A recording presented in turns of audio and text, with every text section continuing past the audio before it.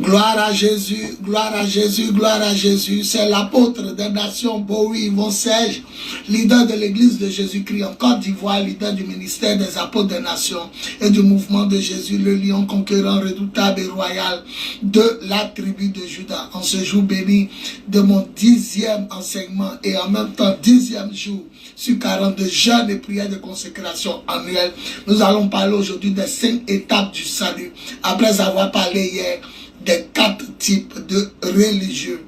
Notre texte de base est tiré de Romains 16, 26, qui dit que il est porté à la connaissance de toutes les nations l'évangile de Jésus-Christ, afin que ces nations la croient et obéissent à l'évangile de Jésus-Christ. Vous devez savoir d'abord que lorsque vous entendez évangile, ça ne fait pas mention de Jésus. Les gens, quand ils entendent j'annonce l'évangile, ils pensent à Jésus.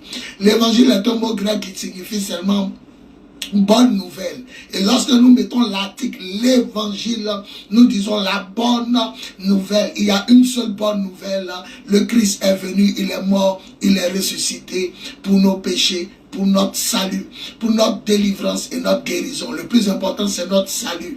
Et il y a 5 étapes pour parvenir au salut. 5 étapes du salut. La première étape, il faut d'abord entendre la parole de Christ. Deuxième étape, écouter la parole du Christ. Troisième étape, comprendre la parole du Christ. Quatrième étape, croire en la parole du Christ. Et la 5e étape, mettre en pratique, pratiquer ou obéir à la parole du Christ. Je m'explique. Lorsque vous entendez évangile, vous devez savoir que évangile veut dire seulement bonne nouvelle. Donc, il y a une seule bonne nouvelle. Il faut toujours ajouter l'évangile de Jésus-Christ. 1 Corinthiens chapitre 15, 1 à 3. La Bible dit le message le plus important de l'évangile, c'est que Christ est mort pour nos péchés et il est ressuscité le 3e jour pour nos péchés. Voilà. Donc, l'évangile, c'est l'annonce de la mort et de la résurrection de Jésus. Une vie après la mort. Jésus nous certifie qu'après la mort, il y a la vie. Dans 1 Corinthiens 15, 1 à 3 nous dit que le message le plus important, c'est l'annonce de la mort et de la résurrection de Jésus. C'est ça l'évangile. Philippe à Samarie, Acte chapitre 8, lorsqu'il annonçait, on dit, il prêcha le Christ, il annonça le Christ. Paul aussi en Corinthiens disait, je ne suis pas venu pour baptiser, je suis venu annoncer l'évangile de Jésus. Et tout ce que je cherche à savoir, c'est Christ crucifié, Jésus mort à la croix. Philippiens 2 aussi, 5 à 11 dit, Christ s'est fait humble, il a vécu dans l'humilité et il est mort à la croix, à la mort de la croix. Donc, vous devez savoir aussi que partout vous entendez église, ce n'est pas forcément Dieu. Quand on entend église, église signifie assemblée de personnes qui délibèrent. Ecclésia, voilà, assemblée de personnes. Donc, vous devez toujours ajouter l'évangile de Jésus-Christ, l'évangile du Christ, l'évangile du Seigneur Jésus, ou bien l'église du Christ.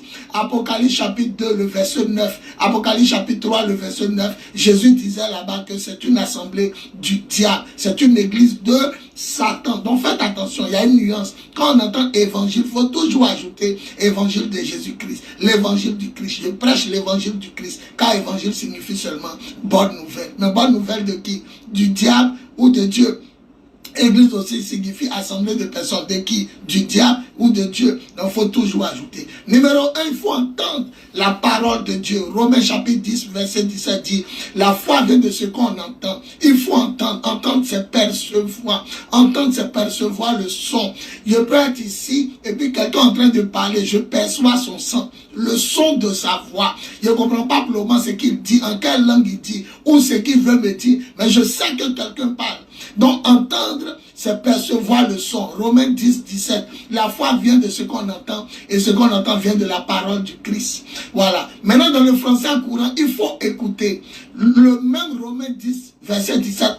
En français courant, la Bible dit, la foi vient de ce qu'on écoute le message. Donc entendre, c'est percevoir le son. Mais écouter, c'est prêter attention à ce qui est dit. Je peux t'entendre sans prêter attention. Je sais que tu parles. Mais lorsque je t'écoute, je prête attention. Quelqu'un parle, ton voisin te dit, écoute, tais-toi, écoute. Tu entendais, mais quand tu écoutes, tu veux maintenant savoir ce qu'il est en train de dire. Cette personne est en train de dire.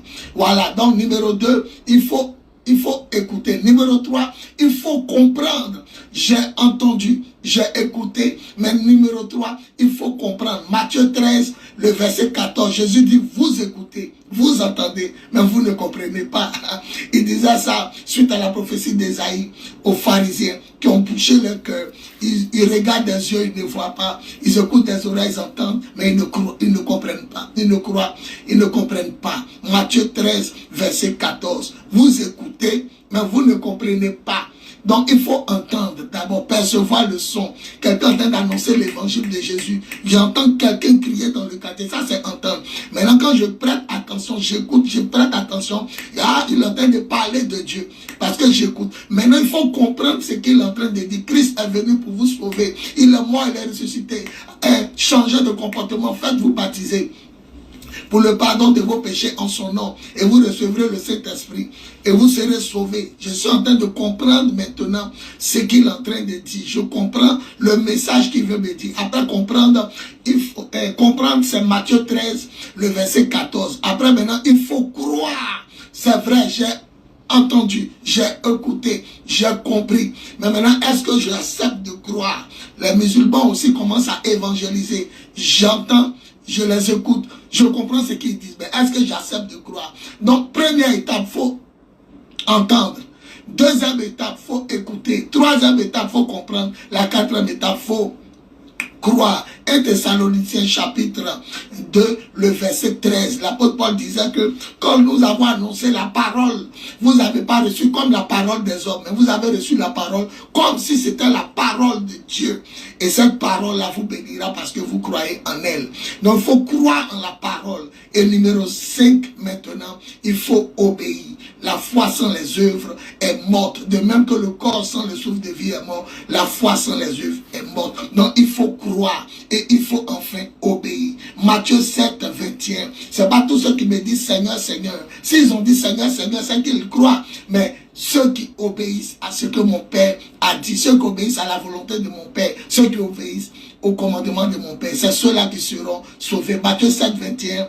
Pourquoi m'appelez-vous Seigneur, Seigneur? Et n'obéissez-vous pas à ce que je dis. N'obéissez-vous pas à mes paroles. Ça c'est Luc 6, 46. Vous m'appelez Seigneur, Seigneur. Mais pourquoi vous ne mettez pas en pratique ma parole? Matthieu 7, 24 à 27. Matthieu 7, 24 à 27. Jésus dit, celui qui vient à moi, qui écoute mes paroles et qui les met en pratique, est semblable à un homme intelligent qui a bâti sa maison sur le roc. La pluie est tombée, les rivières ont débordé, les vents ont soufflé avec violence contre cette maison. Elle ne s'est pas écroulée car ses fondations avaient été posées sur le roc. En résumé, les 5 étapes du salut sont, numéro 1, il faut entendre la parole de Christ.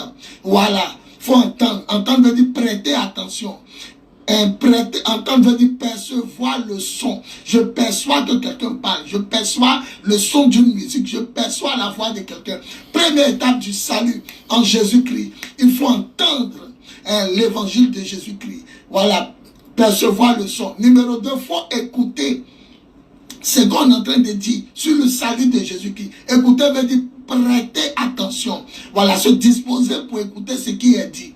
Voilà. Numéro 3, il faut comprendre maintenant, parce que la Bible dit que si quelqu'un parle dans une langue inconnue, il ne sera d'aucune utilité pour toi, parce que tu ne sais même pas si tu dois dire Amen. Tu ne comprends pas ce qu'il dit. Donc, est-ce que tu comprends ce qui a été dit? Numéro 3. Numéro 4, maintenant, il faut croire.